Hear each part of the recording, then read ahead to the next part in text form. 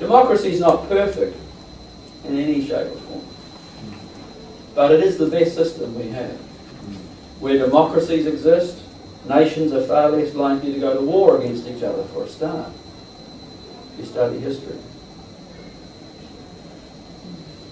And the most important thing that democracy does is it deals to a truism, that human nature is awfully corrupt.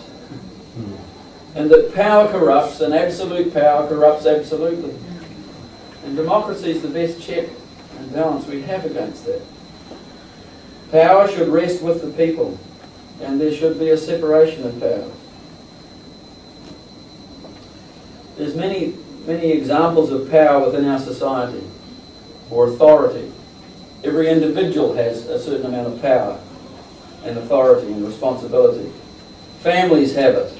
Religious institutions have it. Civil society and all the charitable and NGO organisations that function in a society. And the state exercises power. Democracy is the thing that can keep all these in their place and not have one dominating another and causing mayhem. That's why I have risen up, and you have too, with this referendum petition, because the state was interfering in the authority of the family. That's right. And we believe the government should seek the will of the people. And when it has done so, it should obey the will of the people. Yeah. Yeah. It is so serious, folks, what's happening right now. When I wrote to the Prime Minister in that open letter, I said, please, you don't understand the damage you're going to do if you ignore this 87%. It's not some political game you're playing. You're striking something into the hearts of every New Zealander who is going to struggle to believe in authority, believe in our democracy. They're going to have another wound, really, that causes apathy and complacency. Because where do we go? The government held this referendum, not me. I don't have $9 million. I can tell you that for a fact.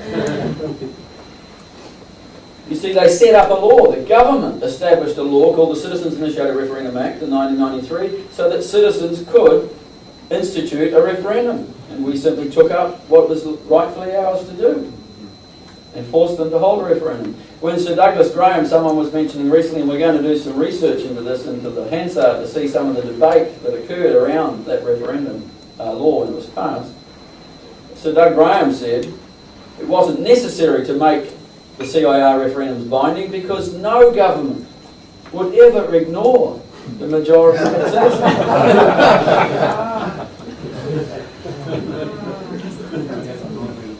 How far have we fallen? I don't believe Sir Doug Graham would have done what they're doing now, quite frankly. How far we have fallen in 16 years. Because we've learned some very bad habits from our previous Prime Minister. And now I think they all start to think they can get away with it. The Kiwi Party believes the CIR needs amending to strengthen our democracy.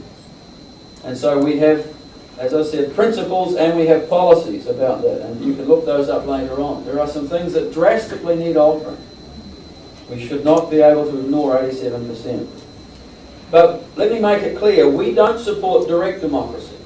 We're not trying to change our whole constitutional arrangement so that the citizens of this country will have referendums every jolly month or week and we'll decide everything. We have a representative democracy in this country that has worked in the past reasonably well. We simply want to amend it so that there is a veto power for citizens when legislation is passed that is so unpopular that we ought to have the say. And you can study our policies, and I believe you'll find that there is a sensible and common sense approach to dealing with the dilemma we're in right now.